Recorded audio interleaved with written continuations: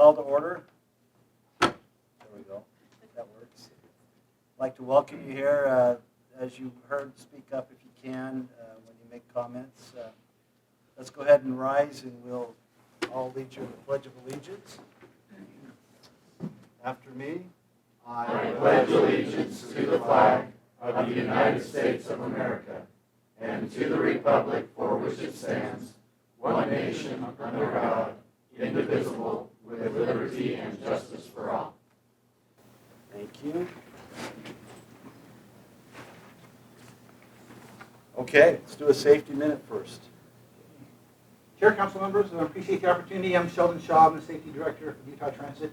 And I think we were going to have the poster for this month. The February safety poster made reference to making sure that we have our badges with as we're coming out of the buildings, and then somebody doesn't follow you in. And so if you're here and you don't work here, you should have a visitor's badge.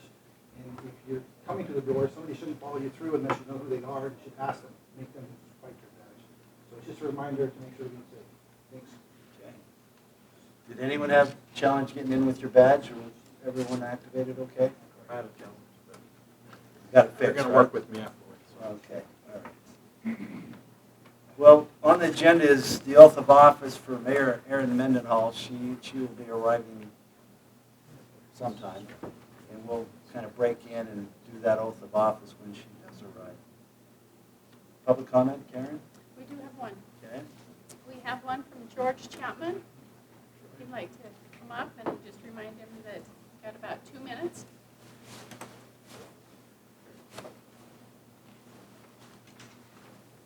Here's a good place. Okay.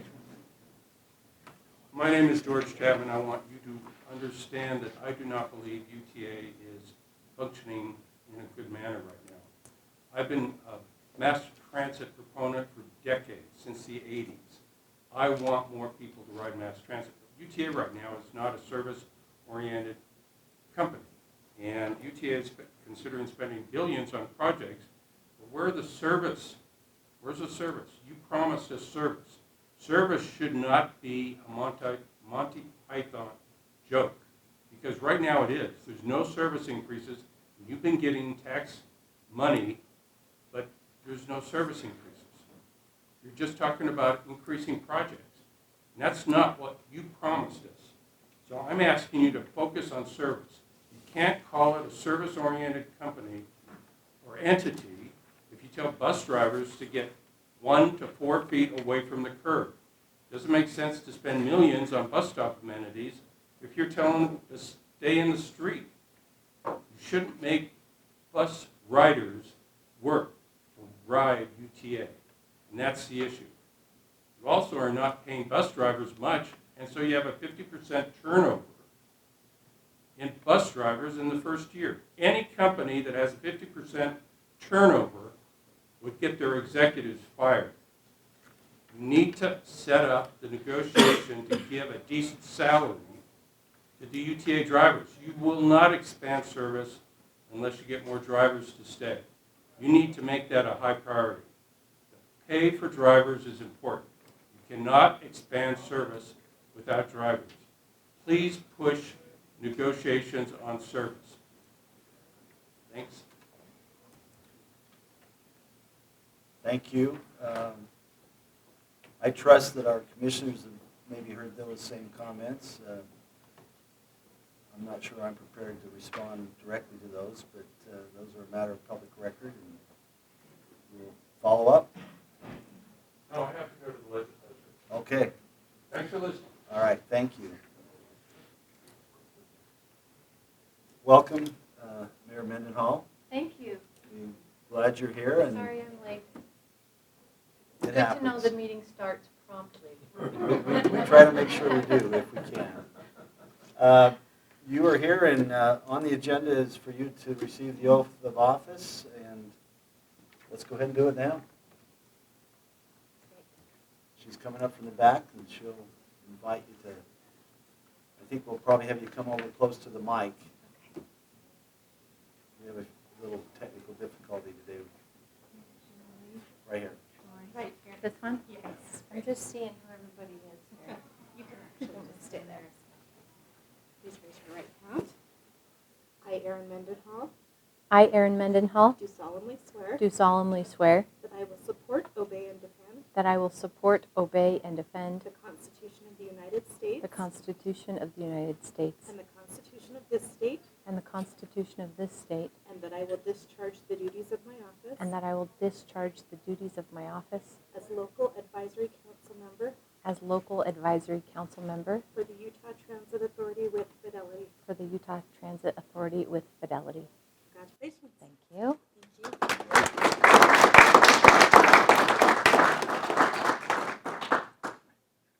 Now that you're official, I trust that we'll get a name tag or a slate there that's... Post-its work, I'm Yeah. okay.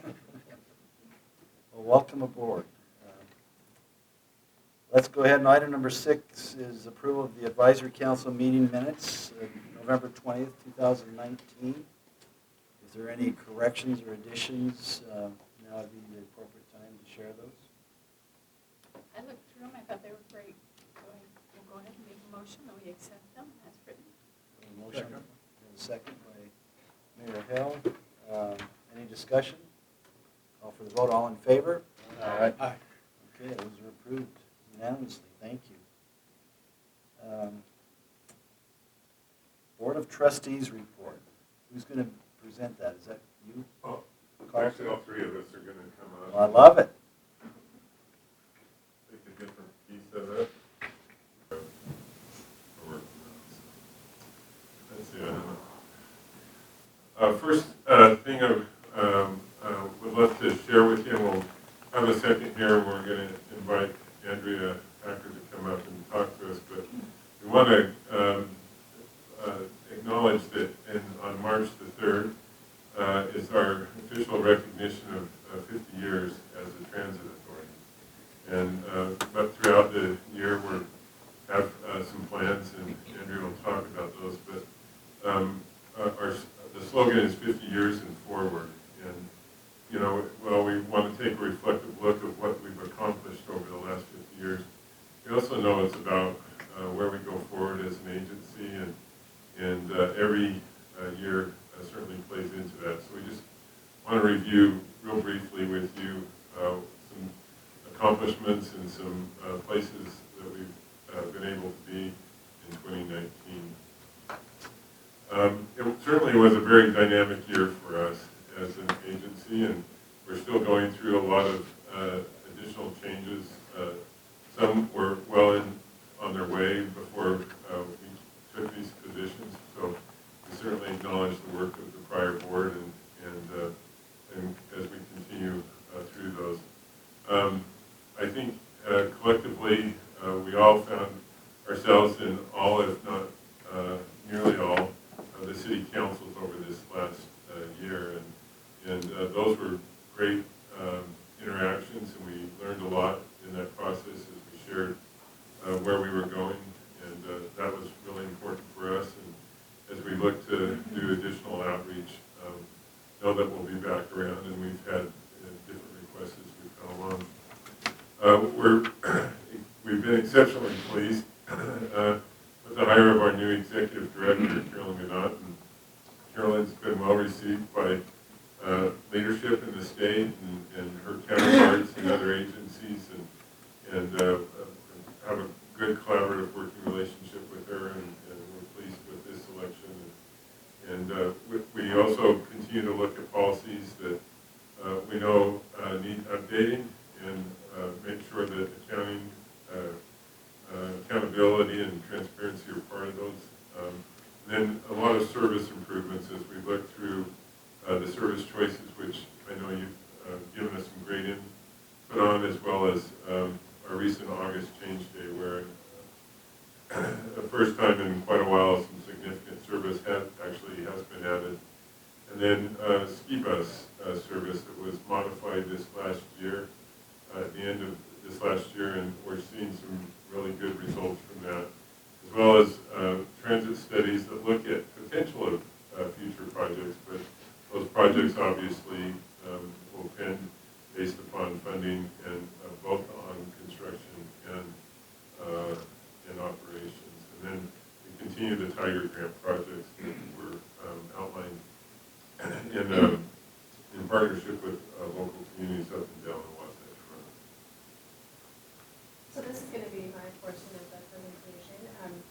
talking about the highlights of our first year. And some of the things we've done have really, I think you've already seen some of those impacts. One of them is the AV shuttle, which was a UDOT UTA project. And we've taken it around to various locations within the state. I think it was just recently in St. George.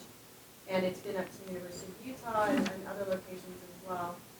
And the implications of that, I think, are really very unique because of the technology and utilizing those types of things that maybe haven't been always part of our dialogue, but maybe could be moving forward.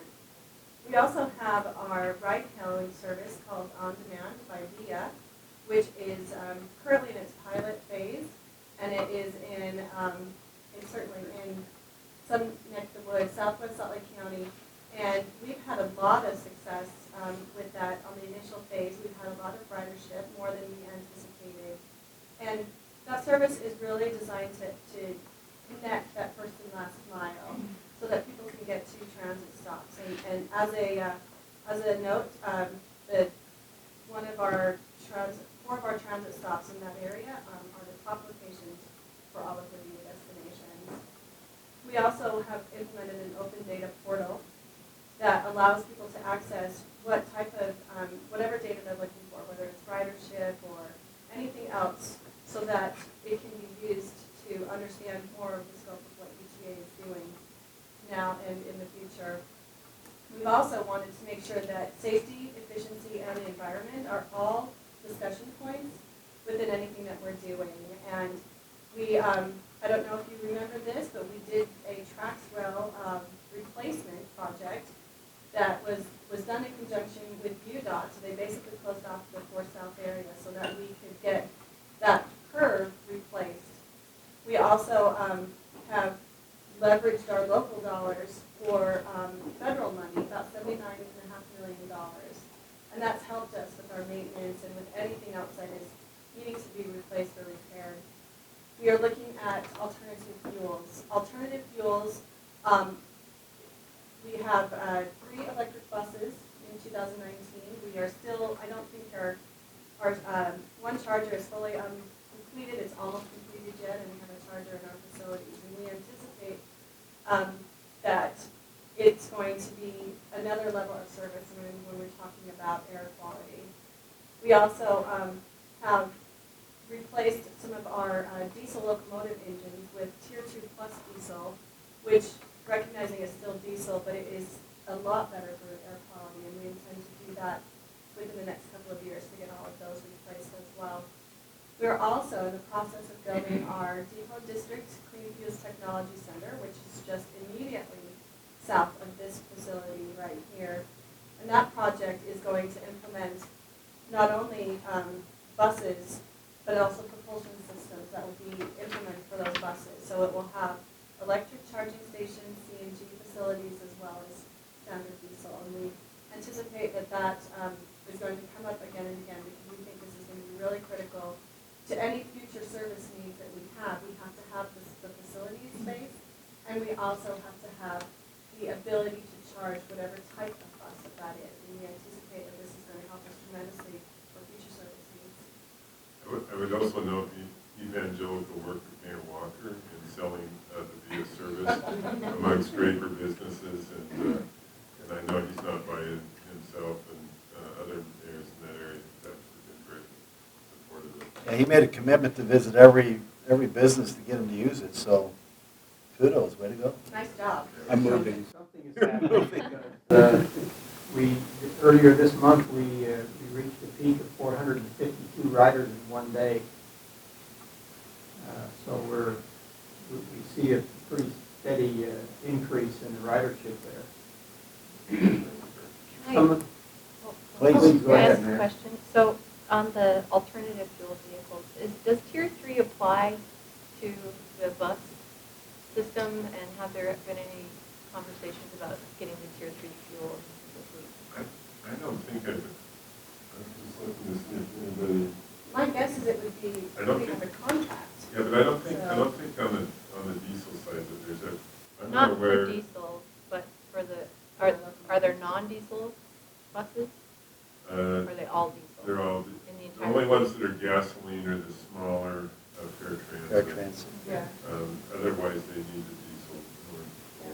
And so, and the gasoline that they fuel with is on-site at the facility here. Yeah. So I'm curious about the potential to take to step Go off to and, that yeah, tier 3. and take advantage of the conversations the state has really successfully managed in getting tier 3 into our gas stations. It would be great to get that into here. Let us get back to Thanks. You're welcome, yes. Some of the milestones that we've achieved during this past year, many of you know, and perhaps some of you participated in the celebration of the 150th anniversary of the Golden Spike. We were instrumental in being able to move people from the Ogden Frontrunner station out to the site with our buses. We moved thousands of people that way, providing that kind of support. The other thing that we're particularly proud of, especially in Utah County, is the success of the UBX, the bus rapid transit system, between Orem and Provo Frontrunner stations. It was introduced in August of 2018 and very rapidly caught on. We had over 1 million riders the first 5 months. We were well beyond 3 million riders now in total. We are averaging pretty close to 14,000 riders a day right now. And so we're really moving a lot of people, and it's been very helpful down in Utah County, and is serving as an example to the other bus rapid transit systems that are being considered. We also celebrated our 20th anniversary in December of the track system. We've had approaching 300 million riders so far. We move about 55,000 riders a day on tracks during the weekday. About 40,000 even on the weekends. So we've got good ridership in our track system, and we're celebrated our 20th year being able to use that system around the valley. Maybe we'll invite Andrew if you want to come forward and give her a second to give you a preview of what we're looking at in the celebration of our 50th anniversary. Thank you, Chair Christensen. Good afternoon. For those of you who don't know me, I'm Andrea Packer, the Communications Director. So, as Carlton mentioned, on March 3rd of this year, UTA will officially turn 50 years old. So it's something we're very excited about. We were actually incorporated in 1970 after legislation passed the previous year allowed transit districts to be formed. And so it is on March 3rd. So we've had a group of employees who have been working hard for several months to plan a lot of very meaningful activities for our elected officials and stakeholders, and for our riders in the community, and for our employees as well. So we will be kicking things off on March 3rd. You should have, I think, in your packet an announcement that looks like this. Every year we do what we call Transit Day on the Hill, where we spend a few hours up on the south steps with some buses on display. We're usually joined by other transit agencies in the state, and just a kind of there to talk about transit and invite legislators to come out.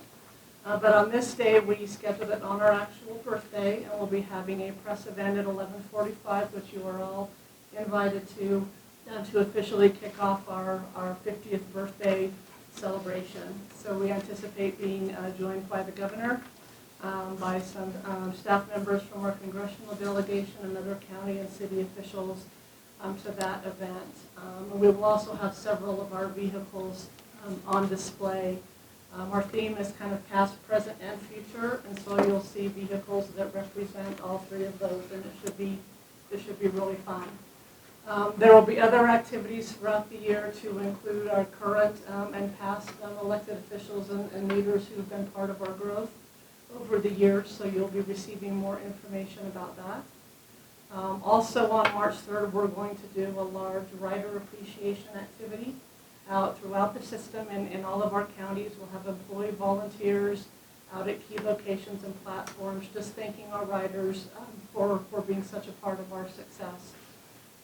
And then we'll be doing other similar rider appreciation events throughout the year.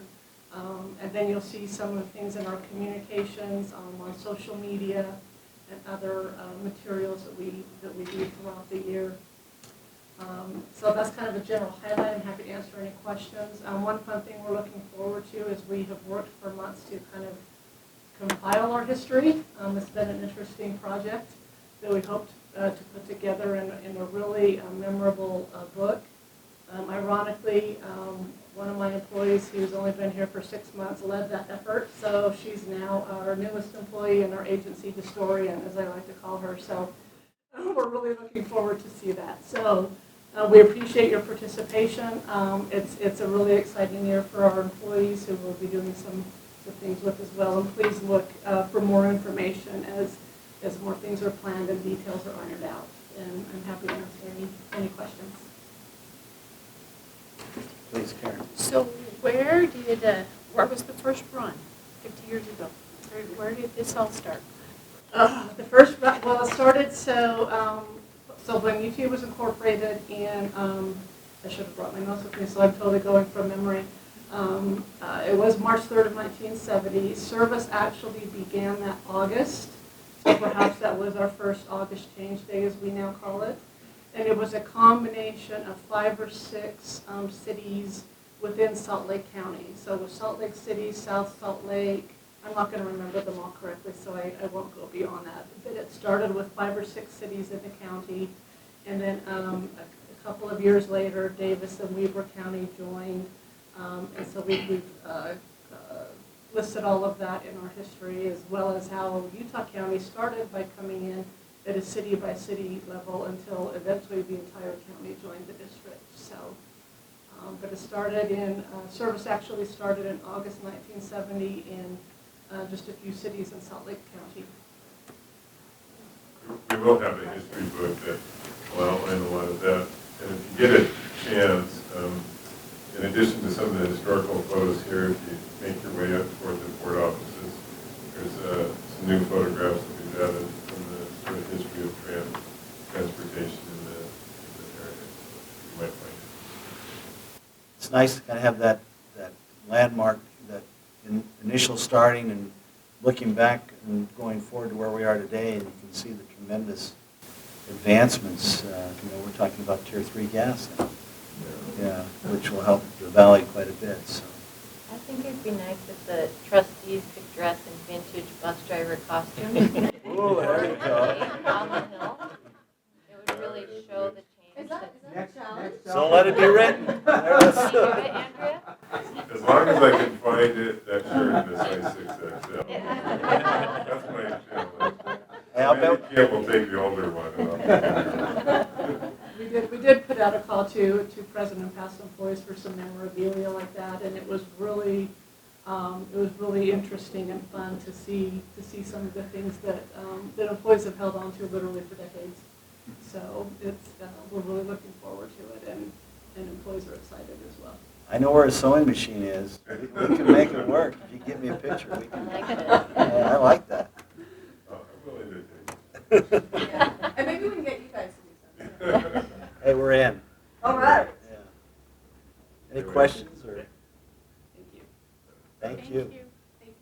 I think the last thing we were going to do is just, if it's okay, Mr. Sure. Chair, is invite Shul Bishop up and give us a brief legislative update on a couple bills that affect us. Any news on the federal level? I mean, I'm hearing some rumblings from Curtis and McAdams. Yeah, we had a press conference yesterday, thank you, and they jointly are proposing some legislation that would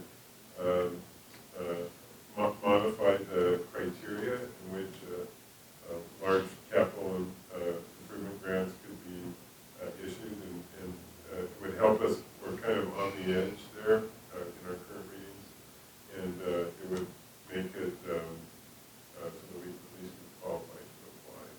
That would certainly help as we look for the future, particularly. Yeah. Oh, Mayor Fulmer, yes, you're here. So you should be excited about that, double tracking. Thank you. We all know how quickly things work in DC, so. A couple of things that I think you guys might be of interest is the SB 150, which is Senator Harper's Transportation Government and Funding Amendments. I think it's just been released and it's in the rules right now, some rules. But there are a few things in there that would be of interest to you guys. First, the TOD. This bill would have to remove that cap down to 8, get rid of that. But at the same time, it will require municipalities to adopt a stationary plan along with UTA. And included in that would also be moderate housing. You would need to include moderate housing. Other things that it does, it will clarify the role of the advisory council, service plans, capital development projects, and also the Transportation Commission may give priority to TOD and to TSD, as a transit supportive development. If we give priority to that, we do their projects. In addition, there's a TRZ modification in there that will allow UTA to participate in TRZ. Also, you might be interested in the IGG has just prioritized their list, which was sent to the executive appropriations, and on there we have a few things. Number 6 on their list is the Cottonwood Canyon Ski Bus Traffic Bypass Pilot Program, and number 7 is the Point of the Mountain Transit Study, to be able to finish that study. And then number 28, and this is SB 92, it's a statewide comprehensive rail plan, Senator Andrew. Right now, those are some of the highlights that we're doing. There's actually, we've heard that there's an amazingly small amount of bills right now that are being pushed through, which makes us nervous for the last half of the session. But right now, that's what. Some of those sleeper bills that kind of. 24/7 the last 2 weeks. Long committee hearings. Are there any questions? Any questions? I have a question. Please. Thanks. On SB 92, tell us more about that and the collaboration and to what extent you have with Andrea on this. Oh, on the rail plan?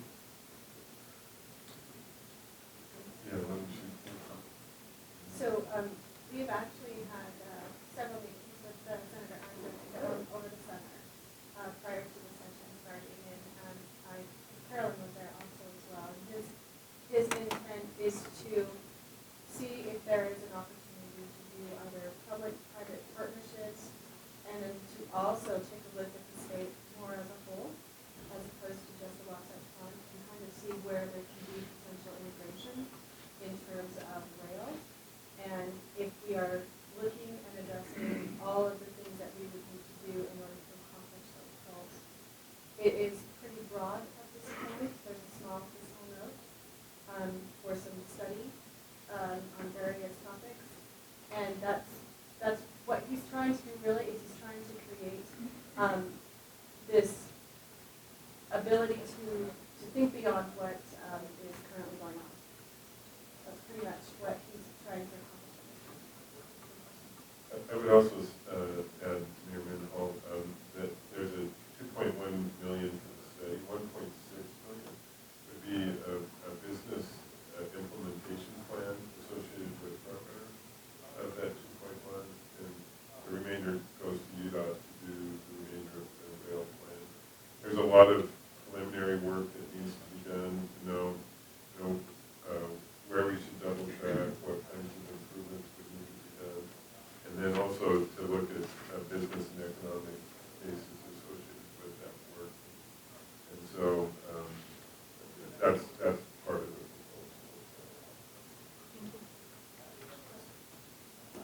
proposal. Troy? The final $250,000 for the alternatives analysis, what's your update on that? That's your number 7, right? Yeah, it's number 7 on Seven the on the list. from IGG.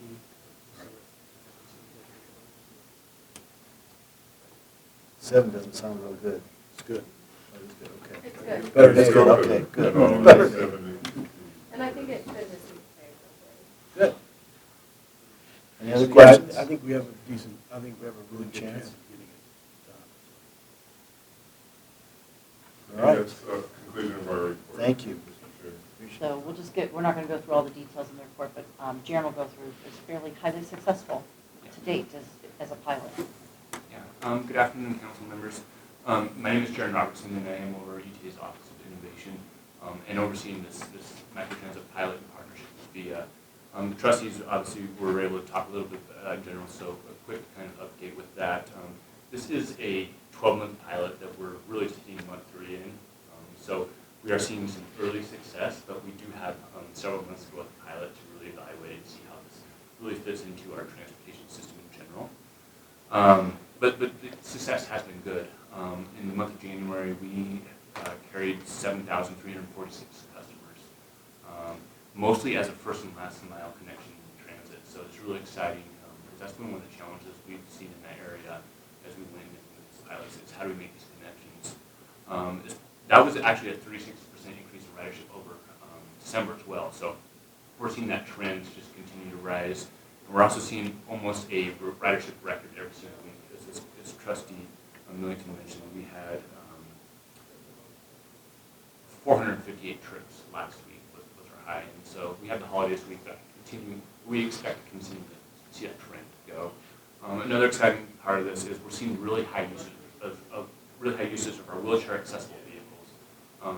This is providing opportunities for people who may not have access to transportation in other ways too. So this is affordable transportation for people connected to transit. So that's really exciting. We see, as I mentioned, those connections into both front runner station and our 2 tracks lines as a top 3 destinations. So that is great. And then we see some really good performance metrics when it comes to average pickup time is about 10 minutes. I mean, that's really good service from the time you request a trip to the time the vehicle picks you up. That's some of the best service we can provide.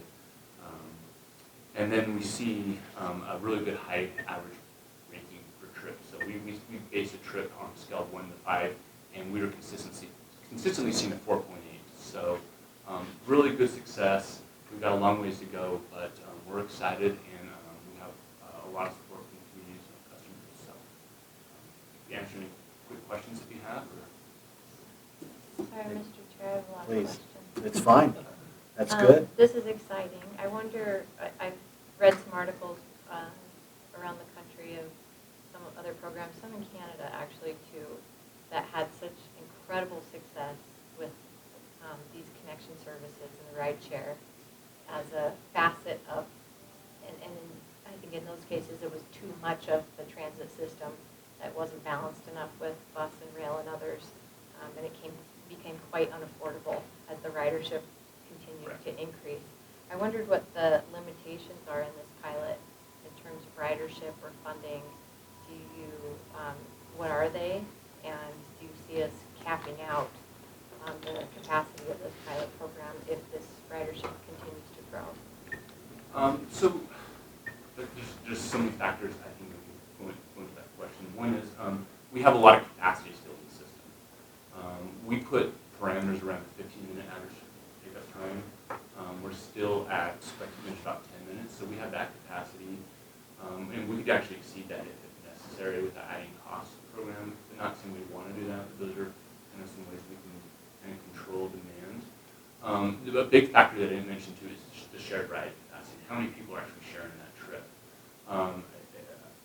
I think we were about 25% of our trips were shared last month, and we have the capacity to go up to about 35 to 40%. I have to double check. We can do much more shared rides. So the big component is making sure that we're putting as many people in the vehicles as possible. So we're seeing good success with that so far as well. To your point, though, at a certain point, because the cost per trip is a factor in all this, and our goal right now is to do provide service that is less expensive than we're spending right now with the current flex routes. And so we are on trend to actually meet those marks, but at a certain point, we either to maintain demand, we either have to expand service, or really the next natural progression state is what is the right service for the area. If we start to build that ridership, at some point this will not be the right mode because we can more efficiently provide service with other modes. So this is a way for us to really start building and attracting ridership as that demand grows, and then we'll have to look as this progresses, which could be years. It will be interesting to see because we're not doing a pilot for 6 months, we're doing it for a full year, so we will see the trends. If it starts to look like some reason the cost ends up becoming higher than we thought or starts to trend back up higher, we'll be able to see that. Right now, it's still it's going lower over the time frame. So I'm glad we're doing the pilot for a year, not 6 months or 9 months. So we'll hopefully be able to see some trends that are happening if we do start to hit sort of some optimum level, and if we start to trend the wrong way, we'll be able to figure that out as well. But we haven't predetermined what those thresholds are. We have goals. Yeah. That would trigger a new type of service, I think. No, this is all because it's in the pilot stage, and that's what we're trying to figure out, is if we actually see those trends change, then we can start to say, but this might be where it is a tipping point for that as well, or whether we should do fixed routes somewhere, or maybe the pilot area is different. I think that the challenge has always been that first and last segment, the timeliness of that, and this is one option that you're employing to see if that is provided, does it really enhance the overall system usage? So I'm interested to see what the numbers are. I mean, you were so excited, Troy, when this whole thing was kind of envisioned and implemented in your area that you still... It's clearly due to my evangelical skills. Yeah, there we go. But I have a question on the graph on the UTA pass transfer at 79%. Does that mean those are people that have current passes and are using it, and the credit cards are people that haven't used the system ever before but engaged because of VIA? Yeah, so that's 78%, and everyone's looking at this report on page 4. This is our January report. Those are customers who either have some sort of UTA fare medium, whether it's an EcoPass or a student pass, or they purchased a paper ticket on like tracks and they're transferring to the system. The credit card, that blue section, 18%, that they're actually paying a credit card fare on that. So you can see it's our customers. Is that possible to be, but 18% might be brand new people that maybe wouldn't have used the system except for that? Is there any way to know about that? Or? Yeah, that's hard to tell. We're watching ridership on the existing service out there, and it is starting to decline a little bit, but there's still a significant amount of riders on those vehicles. So we do have some reason to believe that we could be attracting new riders who may have otherwise not had an option. But that's really difficult to know right now exactly whether they're current or new riders. More preaching to do, I guess. And we are investing significantly into marketing communications of this program. So, Jaron, just to clarify what he's saying, is the credit card amount what they're using the VIA app or any credit card? They're using the VIA app. So they are using the VIA app if it's 18% of people are using the VIA app. Yes. The others are using some type of UTA pass transfer. So the question Yes. could be, if they have the VIA app not using UTA, they may likely be more newer customers to the system. Yeah, and I guess to clarify, all the customers are using the VIA app, but that 18% are paying for the fare through the VIA app. That could be all a bunch of new riders. That's awesome if Yeah. that's the case. I don't know any other thing we've done to get that higher percentage of potentially new users too. It looks like all the pickup and drop-offs are really, the dark areas are mostly front runner. The 2 front runner stops, South Jordan and Draper, and then out to Daybreak. Those are track stations, it looks. Yeah, the Draper front runner station is just exceeding everything right now. And then you see the Daybreak, and I think it's the Crescent View on the blue line. We'll be looking to do more analysis about just whether it's first and last mile connections or just intra-zonal travel to as part of our future updates. We've left that open to however the customer wants to use the service on the service area. Well, if there's some way you can identify that they're new customers, that would be very, very helpful. If there's some way. There might be some possibilities down the road for sure. Okay. Thank you. Okay, the second item is on my report is on service choices. It's just a quick update. The public and the local community leaders, the UTA's Advisory Council members, UTA's board trustees, we're working with the planning staff to explore scenarios that would dedicate more of a ridership-focused bus service as opposed to more coverage-based service. With the assistance of Jarrett Walker and Associates, who is the consultant that was brought on board, they developed a draft bus network plan that reflects the ridership-focused objectives, and that's being reviewed currently by staff. We anticipated sharing that proposed network plan at the next meeting, next advisory committee meeting, and collecting public input on the draft plan over the summer. Our goal is to have a final bus network plan to present for adoption in September 2020. Just a little bit on this, because of the microtransit, when the service choices was moving forward, the microtransit really wasn't a player in here, and now as we started to develop these networks and started to look at flex routes or other things and potentially microtransit, we might see sort of some discussion about that as part of the overall service choices plan, which really wasn't in the dialogue a year ago because we weren't sure whether it could be successful. So just to let you know, and so we do plan on bringing something to the May committees. Aaron, you're good? Okay. We want to make sure you feel very welcome. You'll keep coming back. Okay. All right. Let's go ahead. I think that completes your report. Yes. Any other questions on that? Okay. Let's move on to the audit committee update. Troy, you're welcome to chime in on any of this, but let me just give you some points. We have 2 audit committee meetings that were held since our last advisory council meetings, and Troy and I are part of that, along with the 3 commissioners, and we've been updated about the internal audit that Rihanna's team has been doing. They also hired outside counsel with I believe it's the Crow group that did an enterprise audit and making recommendations on the top current risks that the agency faces, and I think we're moving forward. I mean, if any of you ever want to attend audit meetings, Rihanna is very excited about those, but quite honestly, it's exciting, isn't it? I have to be nice, but I think as far as an organization, my goodness, we overkill. I shouldn't say that. We're doing a very extensive review and making sure that the organization is aware of the risks and that we allocate the resources to mitigate those risks, some of which they are real risks, and we're making every attempt, not just internally, but bringing in the outside counsel to make sure that we're consistent and focusing on those things that are a major concern to our transit organization. So, Troy, any thoughts or comments on that? No, You good? a fair assessment of it. Any questions? Those of you that are mayors, you've been in audit things before, and they're good things. So. Okay, let's go ahead and move on to the next item, which appointing the advisory council officers for the year 2020. I assume you each had that notice, and we can open it up for elections if you want to nominate someone. Change is good.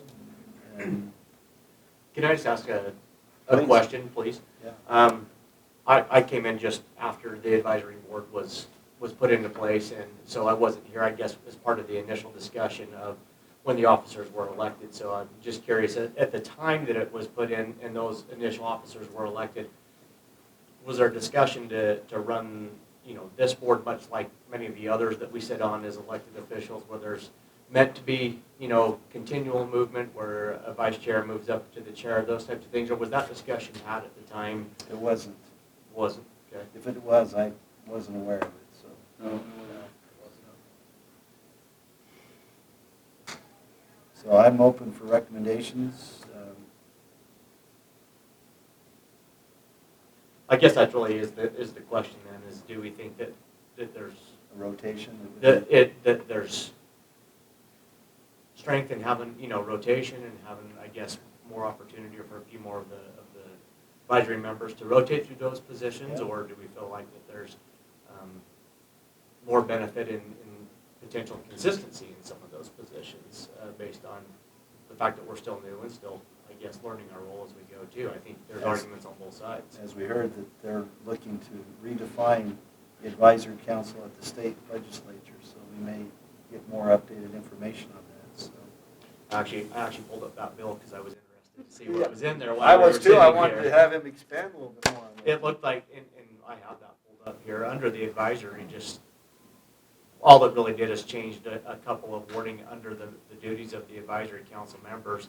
And primarily, it talks about where previously it had reviewing, approving, and recommending final adoption by the board of trustees in a couple of different areas. And in 3 different areas, they've changed the word from approving to advising. And honestly, that's under the advisory council responsibilities. Those are the only changes that I can see in that area that is currently being Those were proposed. the only ones that were. That So, we- and I think that makes sense. Obviously, we have the trustees and the other board members on those committees in place. I think it is our job to advise, and so probably a little bit of an oversight in the first drafting of the bill. It was a clarifying, legal love it for us. It clarifies a little bit more the role. It was some confusion about approval and approving by the board of directors. So it provides a clarification that you're reviewing, advising, and recommending to the board for approval on these items. I like the idea of a rotation, having served for the last year just a heartbeat away from the chair. Heartbeat. One heartbeat. Yep. I can tell you it's not a difficult job, much like the vice president. Now, the vice president really has a hard job. You've got to remember that. He does have an airplane, which I don't have, or even a bus or anything. So your recommendation, Mayor, is I for think we should a rotate. rotation? Yeah, I think we should rotate it through it. I mean, I think that'd be a good way to go. You have to go to audit meetings now. Oh, those are fun. We just heard how great they were. I was trying to put a good spin on it. Yeah, it didn't work. Mayor Walker, would your recommendation then be to move those other positions up through the ranks as we go and bring someone in? And are they 1 year, 2 year, 1 year terms? Annual. Or are they Annual, isn't it? annually? Yeah, it's annual. I would be supportive of that. Is that a motion? There's your motion. Second. Well, we need to figure out who's coming in on the other side to. No, we can approve the form and then decide, well, we can do it either way, I guess. Yeah. But yeah, I would, as far as policy goes, I would recommend that we do a rotating basis again to, I think the better and more opportunity advisory board members have to play a role in some of these. More engaged. The more engaged we're going to be and the better able we're going to be able to help the organization move forward. I nominate Clint Smith to fill in 2 heartbeats away from the chair at the number 3, second vice chair. Second. Okay. That's usually how it goes. I just want to clarify that for the term this year, it would start in May. May, correct? starts in May. And then just go till probably the meeting roughly this time next year. Yeah. We didn't do So it it's a in this short- meeting. So it's a shorter time frame. His So heart's long stronger with and he the- can restart his own heart if he needs to. So a second vice chair? We So, don't- and aren't we moving up? Like, Yeah, so. I go to chair. Yeah. Yeah, I know, Troy but would there's go to second. chair, chairman, vice chair, second vice chair. Which I think is how they were Yeah. labeled in there. Yeah. Good. We have a motion, a second. Any further discussion? That makes sense to, Let me make sure that looks, If that looks good. I mean, I want to make sure those are the correct titles for them, and I don't know if that is. We make it up as we go. I mean, know. it's- We have, you're right, we have a chair, That's a what it vice says in chair, the and a meeting second minutes. vice And chair. a second vice. yep, Um, So you'd want to have an action that would automatically move Troy and Karen up. and then that went to. 2 different motions, maybe. Is that what you're saying?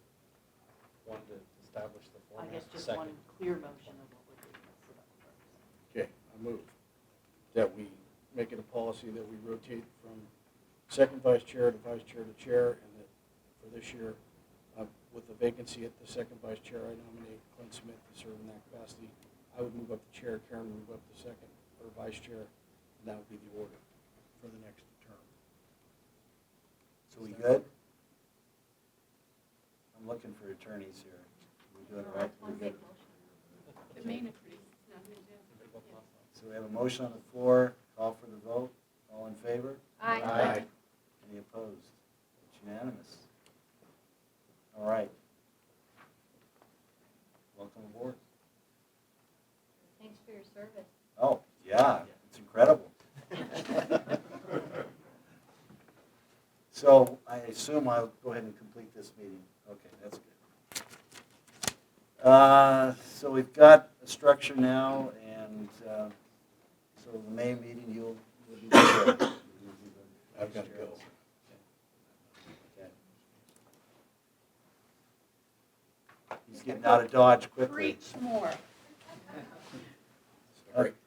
Let's go ahead and, Paul Drake, you're up now on the consultation and recommendation.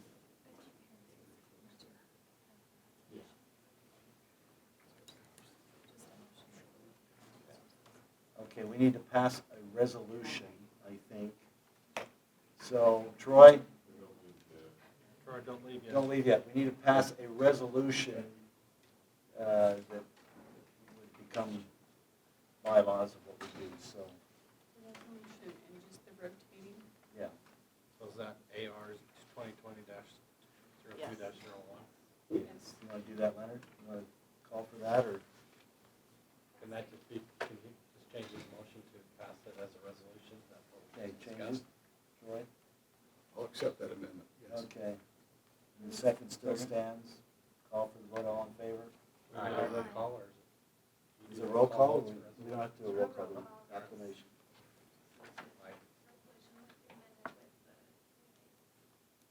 So they amended their current action, right? Right. Amended. With adding the approval of the resolution. Resolution. Just make it work. Do you want me to restate it? What's May I that? propose what I think you're saying? Well, I think, You bet. yeah, go ahead, That Ned. I think what we're looking for is a motion to approve the resolution by adding the names as Troy Walker as chair, Aaron Cronin as vice chair, and Clint Smith as second vice chair, and adding an amendment that those vice chair positions will Rotate on an annual. All right, I'll restate my motion then. I move that we approve item number 10, AR 2020-0201, appointing Troy Walker as chair of the advisory council, Karen as vice chair, Clint Smith as second vice chair, with an amendment that in the future, the vice chairs will move up to the chair in a rotation. On an annual. Okay. Second. Second? All in favor? Aye. Aye. It's unanimous again, thank you. Okay, now Troy, you can go. Thank you. Glad you didn't leave too quickly. Okay, Paul, let's go ahead and approve on recommendation to adopt the Woods Cross Station Area Plan. Great, thank you. Where are we at? Can I move forward? You want to do it? All right. All right. Well, thank you. I'm Paul Drake. I'm the Senior Manager of Real Estate and Transit-Oriented Development, and I have with me Kevin Leo, who is our Planning Specialist in TOD. He was instrumental in representing UTA in performing this plan. So thank you for allowing us to present the Woods Cross Station Area Plan for your consideration and approval. According to the UTA policy and state statute, the local advisory council is currently reviews, approves, and recommends final adoption of these plans. A station area plan. Many of you have been involved in the process of putting together our policy, but for reference and refreshing our memory, a station area plan is a shared regional, local, and UTA vision for the area roughly a half a mile around a fixed station. It includes extensive community and stakeholder outreach and culminates in strategic recommendations to implement that shared vision. This is UTA's framework for implementing TOD. The red box there at the bottom left indicates the approval and adoption of these plans by the local advisory council and the board of trustees. A plan approved by the local advisory council and adopted by the board of trustees makes a site eligible for selection by the board of trustees for development and is a guiding document for all the future decisions, including selecting a development partner and establishing appropriate land uses, circulation, and access to transit services. This plan was funded by WFRC's Transportation Land Use Connections Program, the TLC program, which has been very successful at promoting transit-supportive land use planning. Woods Cross has been a great partner in helping us understand the city's objectives for this area, along with the associated opportunities and constraints of the site. A benefit of station area planning is that it helps us understand the context of each site and push the envelope as far as is realistically possible given the applicable constraints. I say that because this particular site has constraints that are not insignificant, and you'll see the effects of those constraints on this plan. So the study area for the Woods Cross Station Area Plan is primarily north and west of the Front Runner Station. You can see on the exhibit where the station is located. It connects to 500 South and the freeway interchange over there to the east. It contemplates significant transit service, including Front Runner, bus, and potential BRT. This relatively small area already includes a mix of residential, office, and industrial uses. The primary constraint of the site is its proximity to Holly Refinery to the north of 500 South. There was a significant public engagement effort that resulted in 3 development scenarios, and I'll go into those. These scenarios are presented as separate concepts, but they are not mutually exclusive, and they should be seen actually as iterative. The first scenario contemplates minimal change and focuses primarily on what can be achieved strictly on UTA-controlled property. It proposes improved ped and bike connectivity on 500 South, additional office space north of the station. You can see that in purple to the right there. The transit plaza or station square adjacent to the platform and bus loop. Some small-scale retail directly adjacent to the platform. UTA's parking need would be accommodated north of the platform. You can see where it says park and ride, about 338 spaces. That doubles as a cap for contaminated soil, as well as a lot off the south end of the platform. You can see that just south of where it's indicating the neighborhood serving retail. The next iteration illustrates the need for improved connections to the west of the tracks, where the city anticipates more development potential. These would be connected by a proposed ped bike bridge to the station. This scenario also contemplates replacing the south parking with residential uses and picking up the parking demand in a lot west of the tracks. You can see that where it says parking right 232 spaces. The final scenario anticipates additional development west of the track. As I said, that's where the city anticipates most of the potential. Proposing additional office, retail, restaurant space, and then continuing to the west would be proposed also more high-density residential all the way to properties all the way to 215. The target scenario for now is scenario 2, where we would develop out the UTA-controlled properties and explore the bike ped bridge and the other improvements to improve access to the station. The recommendations to implement that plan include a study for that bike bridge, including identifying funding, setting up a system to capture tax increment to help pay for some of these improvements, also in securing public infrastructure funding for the same, adjusting the zoning to accommodate the proposed uses in the plan. Staff recommends that the council approve the station area plan as proposed and recommend adoption by the board of trustees. Do you have any questions for us? Anyone? I will, I'll bite. Okay. Tell me your names again. Paul Drake. Thanks. Can you click back to the map for me? Which one? That one's good. Talk about the potential housing and the proximity to Holly. I'm assuming, and only assuming, which is dangerous, the reason that we haven't had residential development is more proximate might be because of that proximity, but I'm also looking at what looks like existing residential on the eastern side of the station platform that's approximately the same distance south. But that's correct. So there's currently a single-family neighborhood that's pretty close to the actual poly refinery. During the stationary planning process, I guess there was some hesitation to recommend any kind of additional residential, especially super high-density residential for that. And so there is a little bit of residential component with maybe a concept of townhomes, but the real focus, I think, for the neighborhood, they wanted to see more job opportunities in this neighborhood, and maybe less focus on residential. And I think we agreed with them that even though we normally would have kind of advocated for mixed uses around our train stations, with Holly Refinery having the plans to reduce operations into the future, we want to be sensitive to city's wishes. so given the lack of probability of greater density increases in the area, I'm curious about the expansion of retail and shopping and all the other food and other services being contemplated here, about whether or not they can be supported by the existing density that isn't going to change. Right. And that could be a concern. This scenario here is interesting. I think it also, this is something that we didn't include in the preferred scenario, but they did have a large vehicle bridge as well, as a pedestrian bridge, that would be going along with that bridge itself. Whatever that road is. I can't quite see. Which one is 5?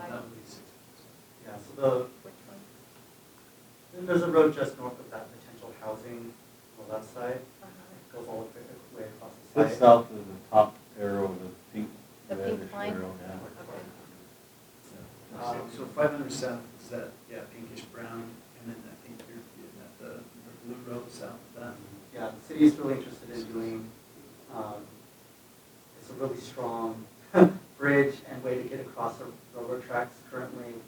It is a UDOT freeway on and off ramp, and also the railroad tracks right there. So there's often times where the traffic backs up pretty significantly there.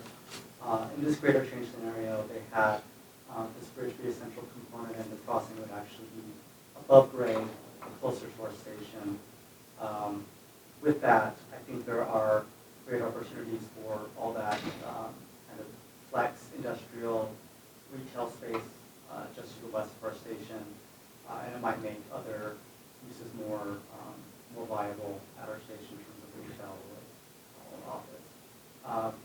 In the preferred scenario, I think the retail might be a little bit of a stretch here, but the city, I mean, that's kind of what they wanted to see. They wanted to see some type of stronger tax base here and amenities for using the station. So we'll see if that's possible. The consultants acted like this was possible currently. We'll see if they were optimistic or not. There's always that balance of every city wants more retail, and yet it's very disappointing when the retail's all vacant and can't be supported. So I guess I'm curious, with this being my first meeting and first station area planning exercise, when do we get to have a better idea of what the relationship is from the platform to the planning elements? You know, what is the pedestrian's experience in accessing all of this that we're putting time and energy into designing? Definitely. I wonder if there are any images on this page. No, it's kind of there, but I think this is the closest one to the preferred scenario. And there was definitely lots of observations, I guess, from our consultants to look at how people are accessing the station. They actually did find there was quite a few employees at the Holly Refinery that would cut across certain properties to get to the station, which I found pretty surprising that they would take transit to get to such an industrial job. So I guess one of the recommendations in the stationary plan plan, it's not really super obvious here, but kind of formalize the connection from the Sticoli refinery to the platform itself through this kind of back end. I mean, they're currently using that right now as the trail, but it's private property. So anyway, that's kind of some of the things that we looked at in the station area plan. And those connections are really important. And also looking at including the trail environment, sidewalk or pedestrian bike environment along that road as well. So there's the walking, biking bridge just north of the station that could connect to the western side of the tracks retail component. And just to those neighborhoods over there as well. There's another single family neighborhood southwest of our station, and right now they really don't have a way to get to our platform, rather than cutting through industrial properties, going up along to the south, and then back down to our station. Obviously, these things take a lot of money to do, and so it really helps the city and UTA understand kind of what the path forward would be, what kind of our grand vision would be in the future as this develops out, what kind of amenities. And I know Andrew's here, and we'll hear from you in a bit, but it seems as we talk through this that the most critical component to building a successful station area plan in terms of access and activation for pedestrians is going to be a bridge that connects the majority of the station area plan to the platform itself. And yet I know how expensive bridges can be and how difficult it can be to obtain that funding. So how do we know how that will shake out? I could see a city council being really excited to do some rezoning, get some retail driving in there, and saying we just don't have the money to put the bridge in there. How do we know, and how do we help prioritize that critical piece? I think you make a good point, Aaron. In fact, all your points are very good. And I think those who were involved in this plan recognize that that's going to be a huge hurdle, which is why the very first recommendation is to do a study, see how much it's going to cost, see where the funding is going to come from. I think just given the constraints of the site, that they do recognize that west of the tracks is going to be the critical area of development. So to pick up the kind of densities and whatnot that would support uses around our station, you're going to have to make those connections. But the truth is, we don't know right now how feasible that pedestrian bridge is going to be, or if the funding is going to be available. When we do these station area plans, a lot of times there are some things that just aren't, that we have to leave for future effort. That we identify the vision, but then we do further study to make sure if it is feasible. We do basic market study, a high-level market study to see if these uses would be appropriate. From that level, our consultant did feel that, like Kevin was saying, that these uses would be supported if the whole thing were to develop out that way. But again, we do need to do further study to see what funding could support these infrastructure improvements. So you make a great point. I think maybe, go ahead, you might wonder about the approval process and what our role is in that if we're going to get another look at this. And I think the quick answer is we approve it, and then I don't think it comes back for us for the details. If that maybe answers your earlier question, to be able to get those critical components in there. So it's kind of left up to the city at that point. So is this really a written briefing kind of opportunity for us, now that you've gone through the public process and you have the recommendations and you've got phased plan? Are you here to let us know, or are you here to get feedback? This is an approval Change it. until they change the bill, and then that will be advice. Right now, the advisory council approves that overall vision. If the site is selected by the board of trustees to be developed, then we would go forward and select a development partner. And that development partner would help us flesh out the plan. We would do a master plan with the city and the developer with this vision in mind. So we would do our best with our development partner to realize this vision that we're approving day, the city has approved and that we have approved. That doesn't mean that every aspect of this plan is going to come to fruition, as you're pointing out. Some of it might not end up being feasible, but this would guide all of our future decisions. Try and put in those land uses, try and put in those connections, work with the city to identify funding to make this vision as real as possible. The other thing is that these plans are iterative. They're not intended to be immediately we go and implement every single portion of the plan. It's likely that this one, if it were to be selected in the future, we would be able to go in there and do, say, the transit plaza at one point. As funding becomes available, then we would do another portion of it. If a BRT comes in, then we would change the bus. If more funding becomes available, we would put in the pedestrian bridge. So anyway, it's just basically we would use this plan to guide our decisions, guide our efforts to implement the plan. So what opportunity do we have if I feel so compelled to underline the importance of the pedestrian bridge as a critical component to emphasize that in our approval process? Well, it is part of the plan right now, so you would be approving it right now. It's also the most unknown, expensive part in terms of who's going to pay for it. Well, it's a good point. I mean, it would not be dropped if this plan is approved. We would have to further our study, but it would continue in the plan. Why don't you want to speak and then we can come to Karen? Okay, just a different question. This preferred option we discussed, is that UTA's preferred option, or Wicks Cross, or working in concert together? You came up with that as the preferred option? Both together. And again, we really want to try to be good partners with our city. Any of our city partners that we work with. So we don't want to kind of impose our own plans onto these cities. So again, that is a really strong element out of obviously stakeholder meetings and public outreaches. We really want to send that strong sanction across in one section. So as a follow-up, what has the discussion been with them about the pedestrian bridge? I think they're still working on finalizing elements of the general plans and maybe working through the consultant effort of doing a study to do a pedestrian bike bridge. They are very, very small city, so their capacity is limited.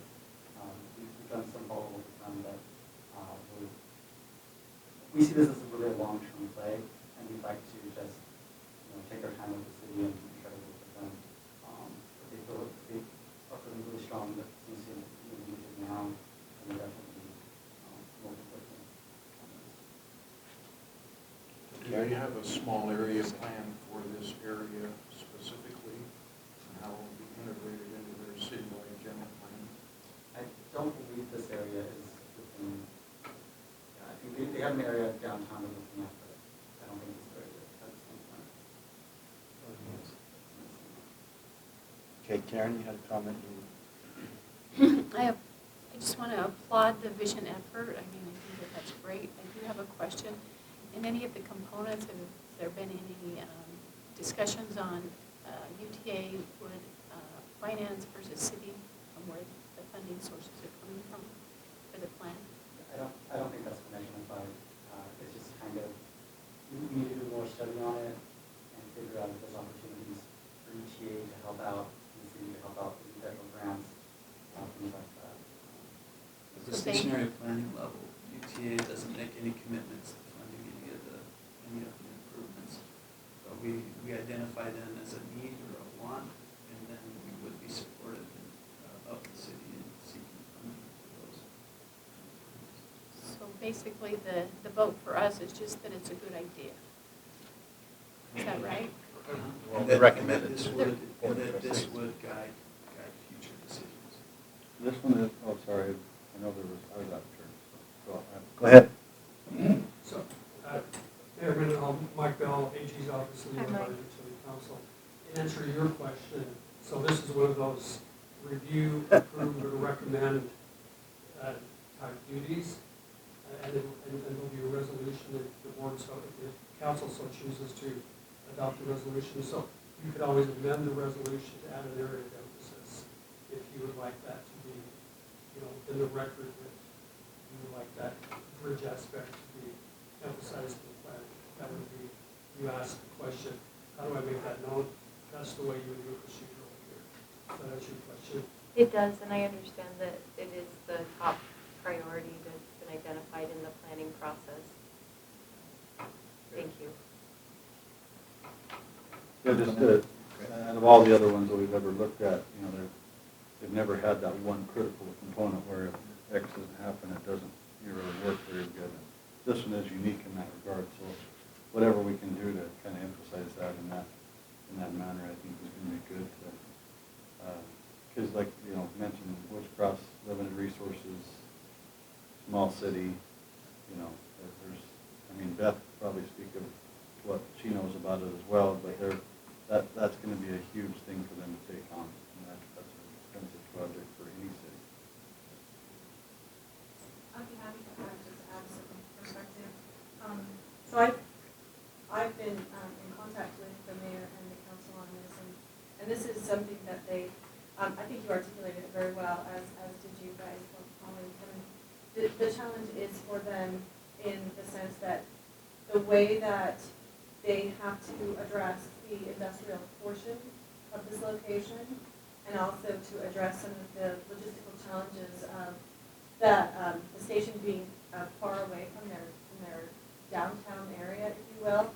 This was their way of kind of trying to establish some type of future vision, and they want to see a way that they can implement this still within the confines of dealing with the refineries and dealing with other components that it's not feasible to do anything unless they go further west, and it has to be southwest of the south, which is where the refineries are immediately north of that. And they want to see this because they are recognizing that if they focus density in these strategic areas, that this will help in other aspects.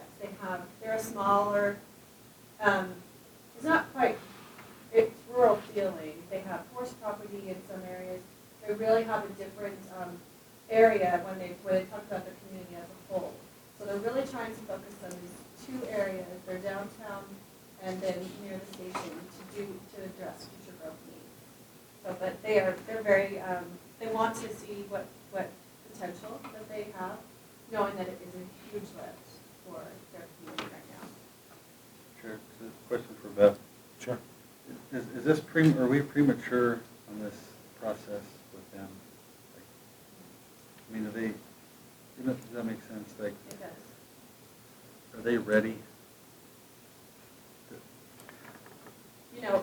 That is a great question because they want to make sure that they are taking the steps that they need to do, knowing that any vision plan is going to be long-term. At the same time, feasibility-wise, maybe that's not an immediate ability to manage that because of the cost structures and because of the certain layout of the land. But it's not, I think it's good for them to kind of at least start a vision, because if they don't have anything, then they really are still kind of back at square one. They have a major thoroughfare just for Woods Cross that's just south west of the Frontrunner site that they have been focusing on, and they have been doing density as they can, and they want to make sure that they're addressing those needs. So, but it is a great question. As you know, right now we're topped out at our cap in TOD site, so this is definitely a vision as it exists right now today. It's long-term, it's a long end game. Yeah, it's a long end game. And as Mayor Mendenhall mentioned, they need to bring the housing in first, and then everything else will follow. And the needs will follow. Which they are doing.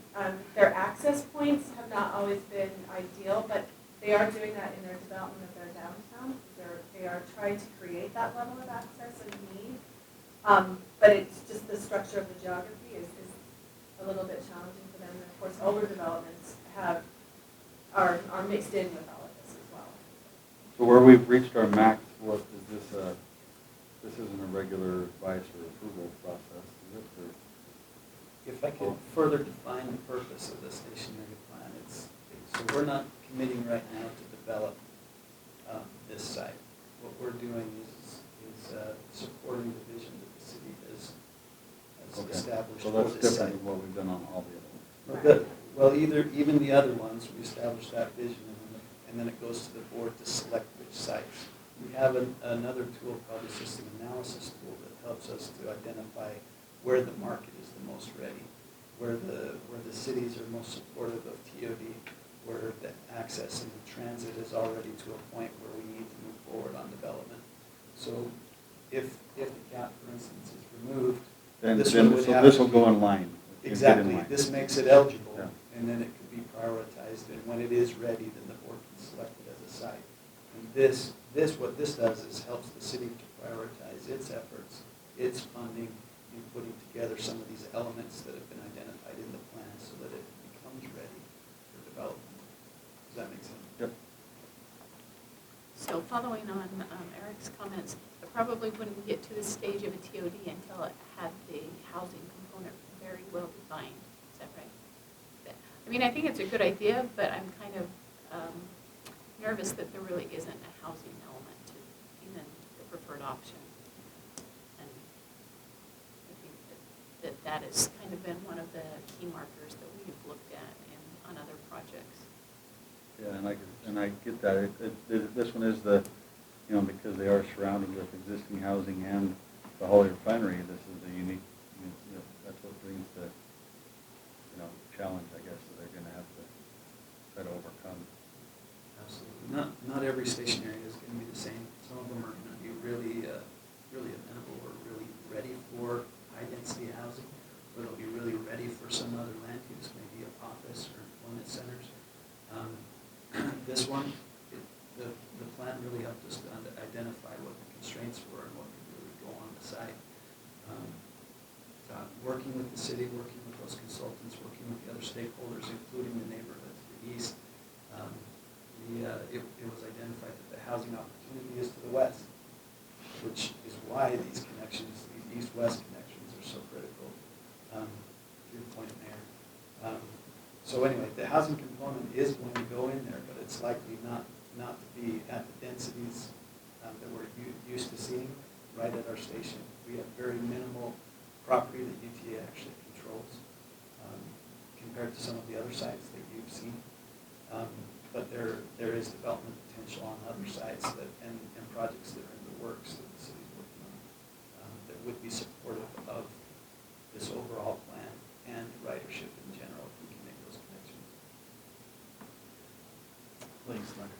Yeah, I would like to try to throw out a motion here and discuss it. Let's give it a shot. If I can construct one, what I've heard. So I would move that we approve the resolution, I guess it's AR 2020-0202, with the added language of the council's concern about the housing and the priority of the pedestrian bridge. I understand we're making that recommendation to the board, which is sitting here listening to all our concerns. So hopefully that would Resonate with them. yeah. But I'd like to actually add it into the resolution. Okay. So I'll we have second. a motion and a second. Further discussion? Call for the vote. Go ahead, Aaron. Maybe as a friendly amendment, instead of just concern about the housing, that we prioritize the development of density, of residential density to some degree in the area, and the creation of the pedestrian bike bridge. So we're saying both Much what better we want language, to do. both components. Yeah. Okay, so we have a friendly amendment, and you're good with that? Yep. You still have Yeah. a second on that? Okay, call for the vote. All in favor? Aye. Aye. Any opposed? It's unanimous. Good discussion.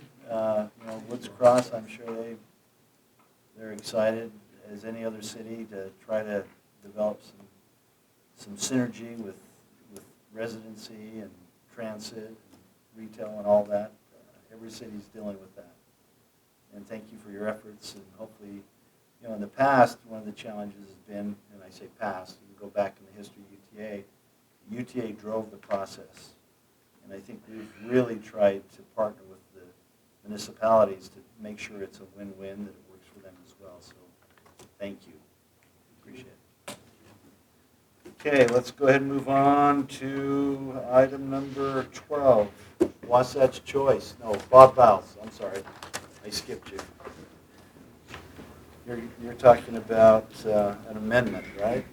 Number Yes, one? we'll be talking about amendment budget? number 1 to the 2020 budget. Yeah.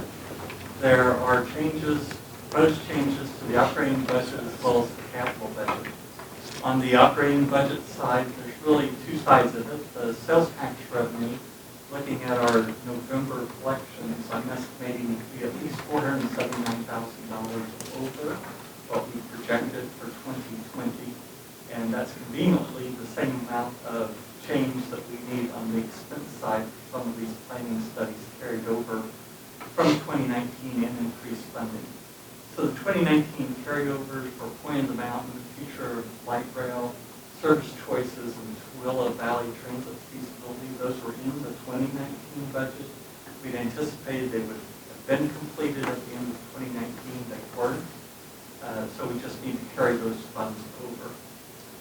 The service choices, $20,000, that's coming from MAG and UDOT. They want some work done around Thanksgiving Point. And then the additional $125,000 for the Tooele Valley Transit feasibility, that should have been in our 2020 budget. We just missed getting it in. So it's an offset on the operating revenue and operating expense. This is what it looks like on the line items within the budget. Sales tax increases by $479,000, other revenues by $20,000, and then our non-operating expense, because all that's in the planning department, by $499,000. Any questions on the operating side of this budget? If not, we'll head on to the capital side. There's 5 projects that were either funded, again, we have carryovers, or we have some new funding, or we need to reallocate from our capital contingency. You might remember in the budget we put $1 million in for capital contingency, knowing that there would be some projects that we'd want to reallocate. So as far as the projects themselves, Sharp County Railroad connection, in the 2019 budget we have the design and the construction in there. This is the design part. So the construction part will actually happen in 2021. So when you see the 2021 budget, there'll be the construction of that particular segment in there. For the Northern Utah County double track, there's $3.5 million coming from the state.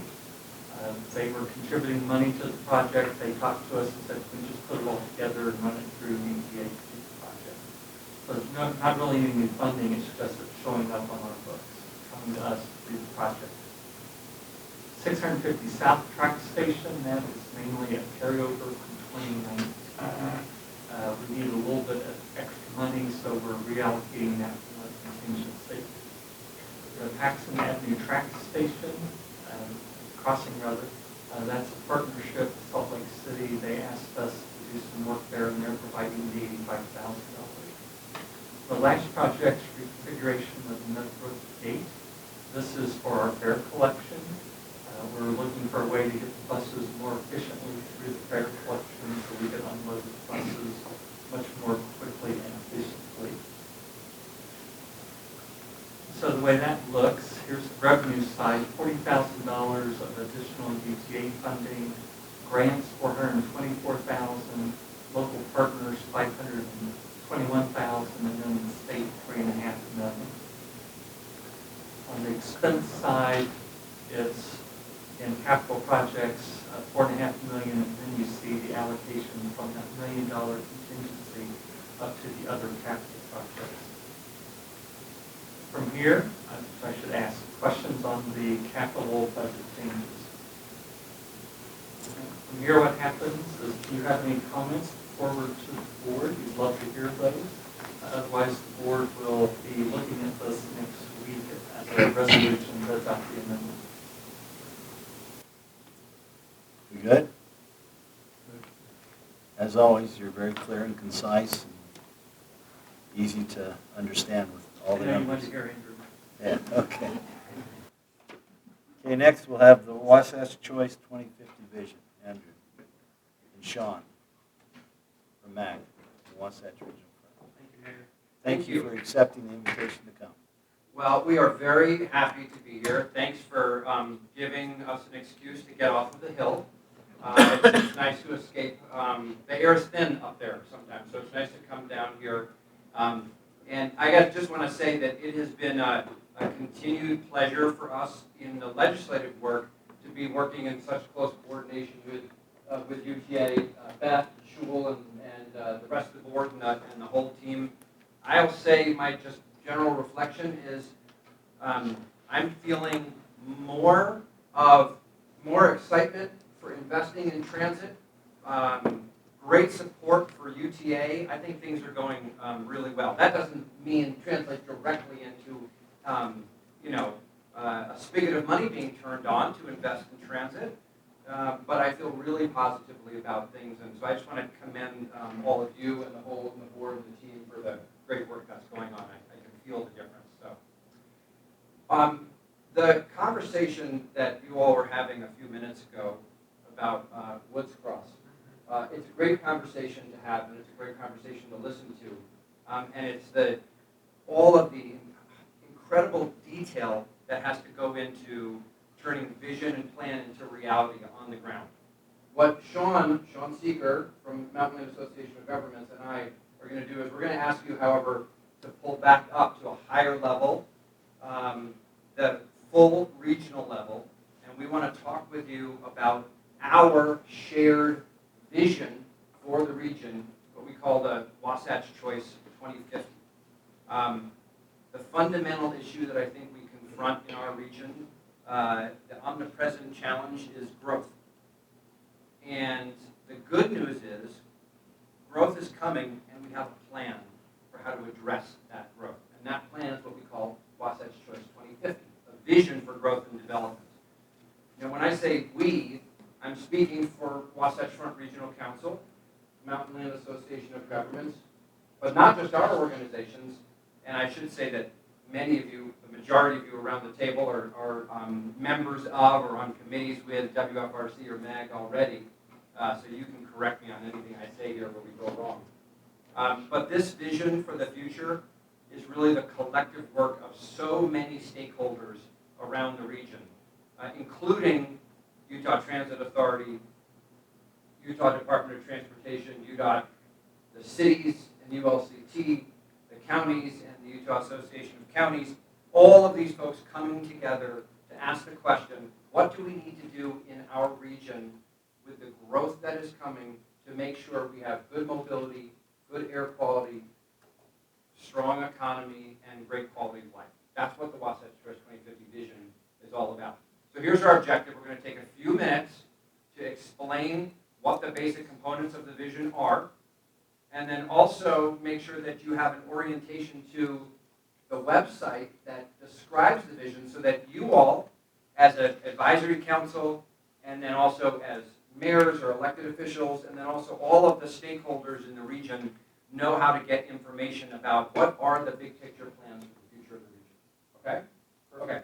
So, may I ask you to direct your attention to the screens behind you on the wall? Oh, it's right in front of you. Look at the screen, whichever one is best available to you. And what you have on here, what'd you say? Okay. Okay, excellent. So what you have here on the screen, I'm pointing at the screen behind you, is the interactive map for the Wasatch Choice 2050 vision. And as I noted already, all the partners to the vision are listed here, including WFRC and MAG, Chambers of Commerce, academic organizations, the universities, UTA, the cities, the counties, etc., all coming together to shape the future of our region. So it's really important to note that this is not a vision that is top-down, where planners have determined here's the right path forward for the future, It is rather coming from the grassroots. And I know most, if not all of you, have been engaged in dialogue about what should your individual communities do, and then how does that fit into a broader regional picture. So this vision is based on 4 key strategies. And we'll talk about these a little bit. 1, provide transportation choices. The majority of people in our region drive to get around, and we anticipate that as time goes on, that will be the case as well. However, we have to continue to make options other than driving available for more people in our region. And that, I know, of course, is a core role of UTA. So making sure that transit is a viable option, but not just transit, biking and walking by the means of transportation. And what you can see, right now the map is on the northern half, let's say, of Salt Lake County and southern Davis County. But if you look, the blue lines on the map are roadway. I'm sorry, the red lines on the map are roadway, the blue lines on the map are transit, and it's hard to see them in there, but the green lines are regionally significant trails. And this picture, what you're seeing here, is a picture out to 2050. What we all working together envision our region could look like in 2050. So the roadway and the transit and the trail network that you see here is a combination of what's in place today and the priority investments that need to be made between now and 2050 to fill out that transportation system. So if you look here, we could actually just, because we're here at UTA, we'll turn off a bunch of things here, and you'll see contemplated improvements that we all have worked on together specifically for transit. Double tracking, improvement, and electrification or otherwise, a front runner, enhancement to the tracks network and bus rapid transit, streetcar, etc. And you can zoom in and out, and you can see any area of the region to look for improvements that are contemplated. But what we like to do is to keep all of these things on, because I think the core point of this plan is that it's not just about transportation, even though this is the official transportation plan for our region, for UDOT, UTA, MAG, and WFRC. But it's not just about transportation. And that gets us to strategy number 2, which is preserve housing options. We were just talking about this in the case of Woods Cross, right? Housing in proximity to transit and making sure that people have housing choices. Just like on transportation, on housing, the majority of people live in single-family detached housing, and we contemplate that that will still be the case in the future. Right now, about 75% of housing in our region is single-family, and 25% is something other than that. Multifamily of some sort, apartment, condo, anything other than single-family detached. As time goes on, however, based on the market demand and based on all the growth in this limited space, we have to provide other housing options for people. So we contemplate that between now and 2050, that balance will go from 75-25 to about 60-40. 60% single family, 40% multifamily. And then if you look again at the map, you can see the different colors in different areas represent different development types, and they're coded. Lost my mouse. There we go. They're coded by different development types. So Mayor Mendenhall, the only metropolitan center for the region, of course, and in the heart of Salt Lake City is the most intensive development. But then if you look at other areas of the region indicated by different colors, and I'll just give you an example. Let's go out to Magna. So Mayor Fayette here. So let's look at Magna. You see this yellow area right here? That's Magna Main Street. It's not what's contemplated in downtown Salt Lake, but it's what works for and what Magna as a community has said, here's what we want to see develop in our area. Now, what you can see here is the coordination between that contemplated land use there, a neighborhood center, and the plan eventually to put bus rapid transit out to Magna. Here's the challenge. I said this is what's needed. It doesn't mean it's funded. There isn't funding identified yet to do this bus rapid transit out to Magna, which would give Magna those desperately needed connections that they want and need, and so their residents can access jobs, you know, in the heart of our community, and then perhaps maybe not all the folks that are commuting from Magna, let's say, into downtown Salt Lake, they have an option other than driving. They can take transit, which takes pressure off of what happens in Salt Lake City. So the whole system works together. And then also, we have to think about another one of the strategies here. I'm going to jump to number 4 for a moment, and that's coordinating and linking economic development with housing and transportation. And right here in Magna, they have a community development area. So they have the ability to use tax increment tools, to make reinvestment in their community. And that's one of the things that, again, this plan looks at, is the intersection between housing and development, transportation, land use, economic development, and coordinating those things together. The final strategy, it's strategy number 3 on here, is preserve open space. And what this is getting at is the mountains that we love so much, that give us our water and our solace for escape, but also woven right through the fabric of our communities, trails and parks, so that people have green space and they can have a healthier lifestyle. So that's strategy number 4 in this overall picture of what we need to do as a region. Now I'm going to say one more thing and then turn it over to Sean. And that is, because again, we're here at UTA talking about this.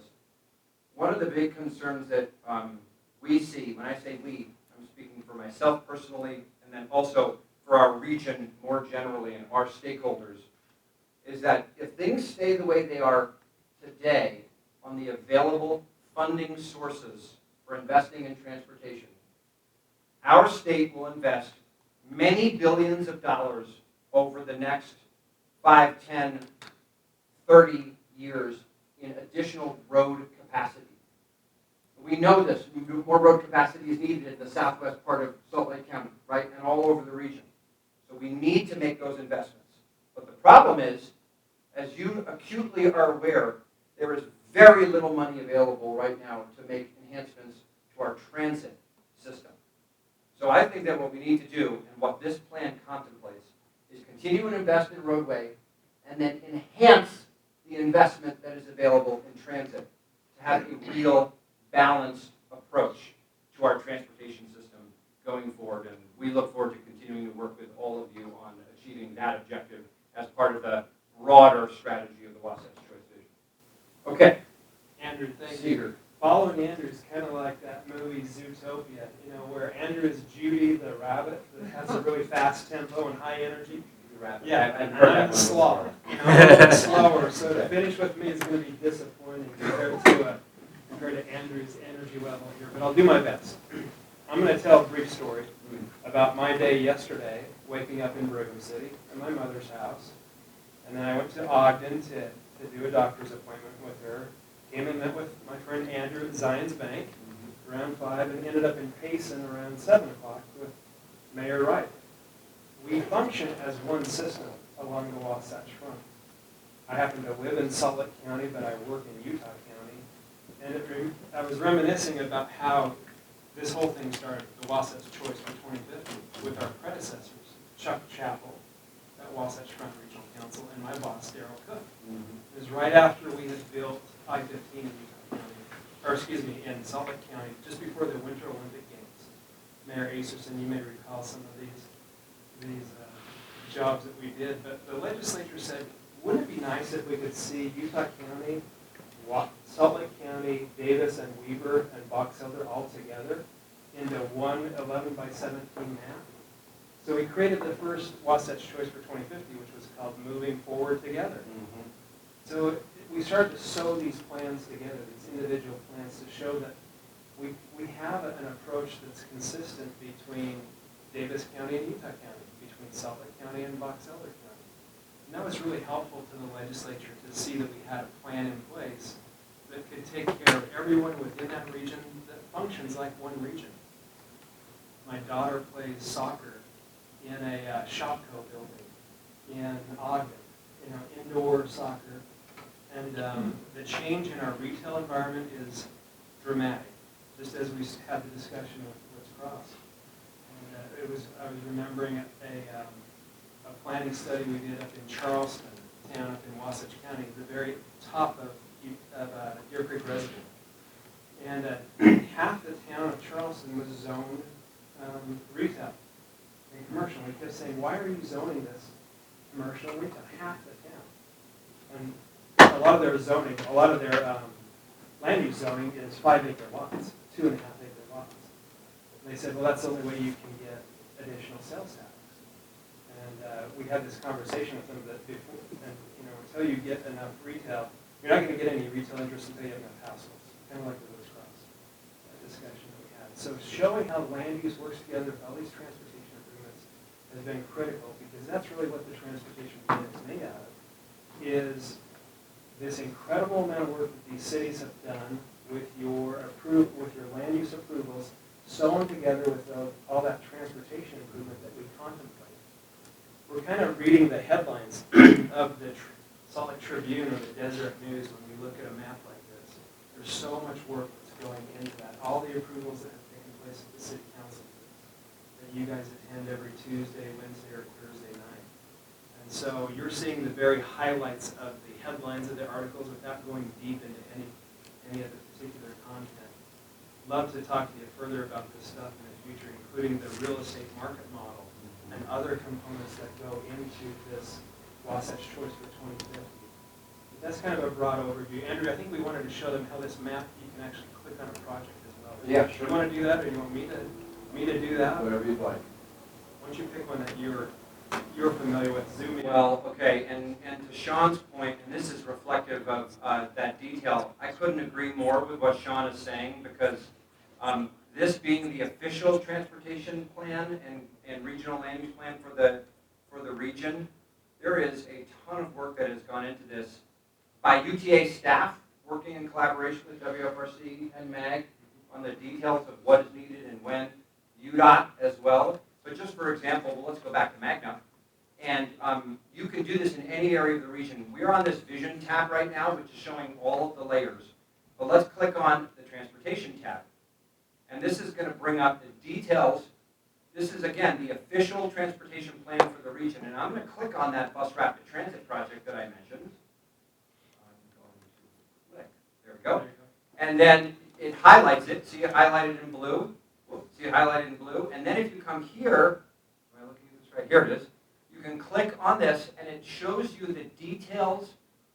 And when I say details, I mean at a planning level that this is a bus rapid transit project that is needed in phase 2. What that means, the plan is broken into basically 3 different phases over a 30-year period: the 20s, the 30s, and the 40s. What we contemplate is that this bus rapid transit project would be needed in that second phase, so in the 30s. However, financially constrained plan, it's unfunded. I mentioned that before. So there's a difference between when something is needed and whether there's funding available. But then this gives detail also about the cost of that contemplated project. So you can do that for any and all of the transportation projects across the entire region. These are all the regionally significant projects. Then you can click on land use, and it brings up a lot more details about population and employment projections, accessibility. We talk about the importance of how many jobs or educational opportunities people can access from their homes. It brings up all of this information, and you can click on an area, and I mentioned the Magna Main Street, and it talks about this neighborhood plan for Magna Main Street. And then economic development. You can bring this layer up, and this shows an overlay for you of where opportunity zones are, for example. I'm going to turn that off for a moment. You can see that Magna Main Street is in a federally designated opportunity zone area. You can turn that off, and you can also click, and you can see that, as I mentioned before, this is in a community development area that they put together. So as you or anybody wants to get into the details of the plan, the projects, the land use, etc., you can access, or anybody can access via this map, how all of those pieces fit together, and then again, all brought back together in the vision as a whole And it stretches, as Sean said, all the way up to Box Elder County, and then out down south to Utah County. So I think, Mr. Chair, that may be even more than what you wanted to hear from us, but that's an overview of our shared vision, and we'd be happy if you want to have discussion or questions or comments. Our eyes are still open. They're not glazed over. It's Very good. It's Good. very Any comments, questions? Good? I think Sean has tempered Andrew down, because usually Andrew would have signed copies at all of our positions. I'm a little disappointed, Andrew. We're in a digital environment now, so you can sign the wall or something. Okay. Well, I've still got my signed The unified plan. 2040. Thank you. Yeah, she was mentioning to me a connection to you, Sean, that you need to follow up after. the meeting, Fantastic, so- I'll visit. Thank Yeah, you. okay. Love Box Elder connections. There you go. Hopefully it's Grouse Creek related, but we'll visit after. Well, thank you. Appreciate your efforts and your work and your willingness to come here. And as mayors and city council members, we're part of that process. We appreciate the collaboration that takes place there. Thank you. We do too, and it's great to be with so many friends and colleagues here, so thank you very much. Other business, our next meeting is Wednesday, May 27th, 1 p.m. here. And if you're not able to be here in person, if you want to connect electronically, we need a 24-hour notice prior to that, so we can make sure it's set up. So we can do that. And time-wise, are we okay? What time is it? About 3 o'clock. Just real quick, if in your areas of stewardship, if you can update the chair or provide information as pertains to transportation needs or issues, successes, things that are going well in your area, that would be helpful to make sure that that's part of the discussion on the agenda for the future meeting. That's just a note of interest. So a motion would be in order to adjourn. Thank you, Aaron. Is there a second? All in favor? Aye. We stand adjourned. Thank you.